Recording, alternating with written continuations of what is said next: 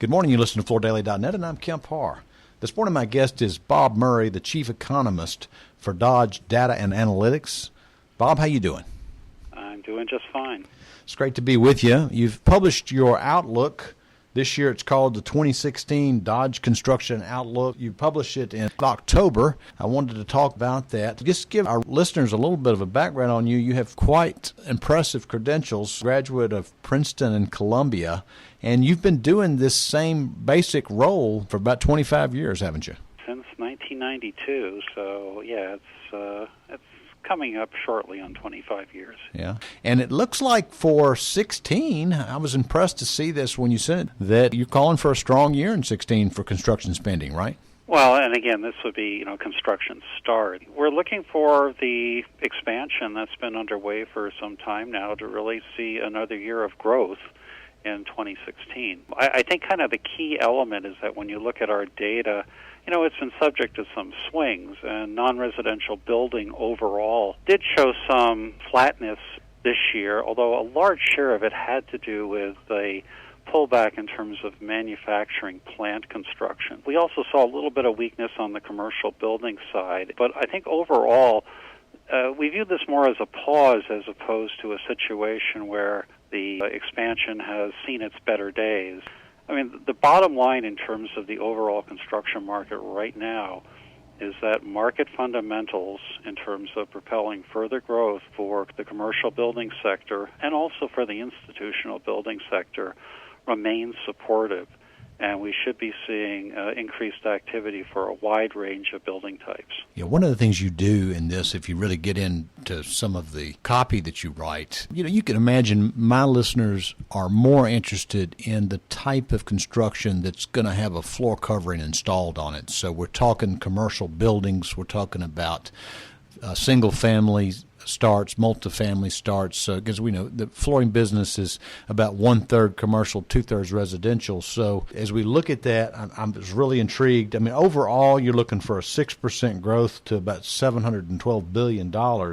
But you go in right after that on page 2 of your report and talk about single-family housing. You're calling for a growth of 17% in units to around 805,000. Multifamily growth of 5% in units to 480,000. So you add those together, that's a housing starts number of 1.2. That's up there in that healthy range. And then commercial building, you're calling for it to go to 11% from a 4% gain this year, right? That is correct, and those are the dollar amounts of those individual project types. Mm-hmm. I think the key for single-family housing is that, we've been waiting for the single-family recovery to take hold. And there have been a variety of reasons why it's been stumbling. But, we have seen hesitant upward movement in 2015 after essentially flat activity a year ago. Mm-hmm. And, even though there might be some slight increases in long-term interest rates, we view that there's going to be more, greater demand for single-family housing going into 2016 from a variety of sources. Mm-hmm. And part of that is related to the fact that I think banks have been easing ever so slightly lending standards for home buyers.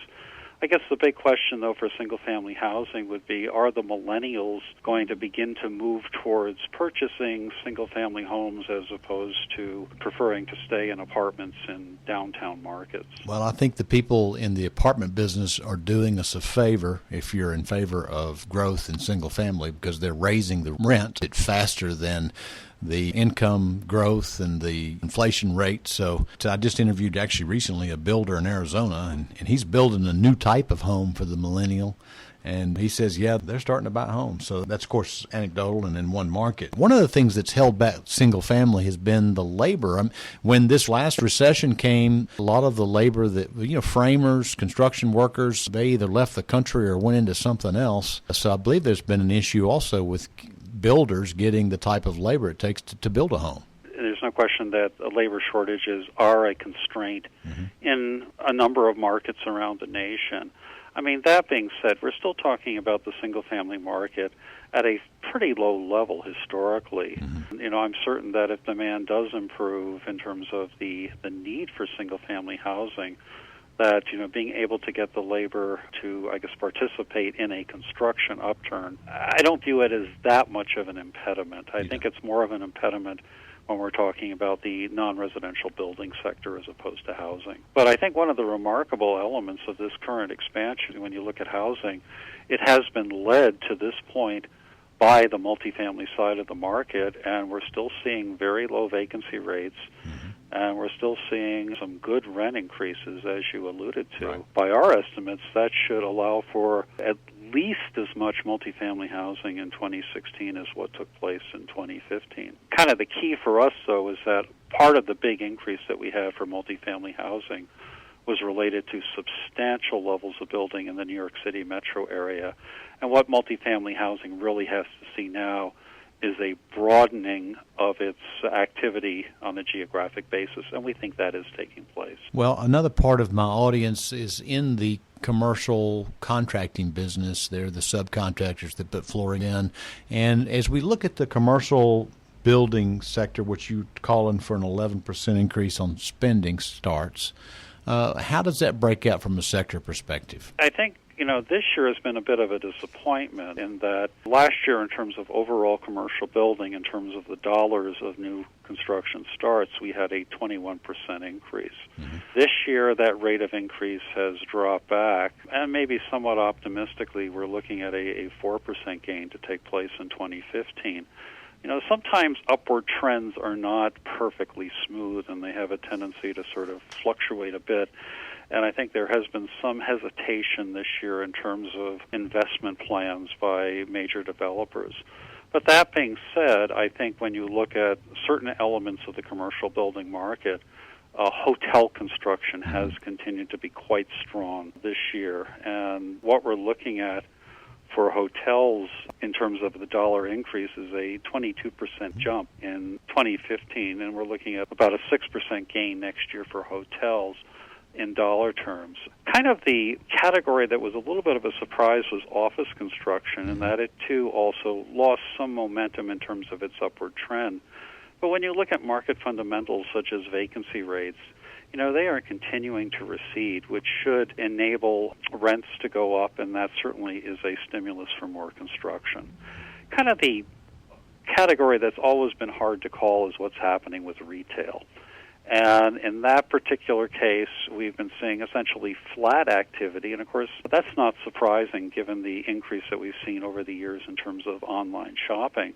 But by the same token, even though new construction has been fairly flat in terms of new store projects, the renovation side of store construction has continued to show pretty good strength. So even though we're not seeing that much in the way of new store projects going forward, the renovation side, certainly it's a competitive retail landscape, has been fairly healthy, and I think that is kind of a good factor in the overall demand for, let's say, flooring products. I talked to several economists over the course of a year, and some, like the Beaulieu brothers at Trend Research, they're also on your side. They're calling for 16 to be an expansion year, but I've also talked to Cleveland Research, and they're saying, whoa, this manufacturing output number is already starting to turn down, and this could be the beginning of the next recession. You're not calling for that at all, are you? I think manufacturing has taken a hit this year, but, manufacturing in terms of the overall construction scene is just really only part of the picture. I think when you're looking at the commercial building side, you're talking about are investors willing to put money into that sector, and that's still taking place. Okay. And, again, notwithstanding somewhat of the pause in terms of starts that we had in the third quarter of this year, we see the drivers of commercial building continuing to support further growth in activity. The expansion still has legs. One thing that's really been noteworthy over the past several years has been the pickup in school construction bond measures that have been passed around the nation. I think it's an important market to be aware of, certainly going forward as we move into the second stage of this non-residential building expansion. So you're calling for growth in education as well? Basically, in terms of educational building starts, the increase that we have is pegged at 10% in dollar terms. So that's nothing to ignore. And, it's not just schools. I mean, we're also talking about convention centers or sports-related facilities. Okay, Bob, I appreciate your insights and outlook. Again, we've been talking to Bob Murray, the chief economist with Dodge Data and Analytics, who is bullish about construction spending in 2016. And you've been listening to Kemp Harr and FloorDaily.net.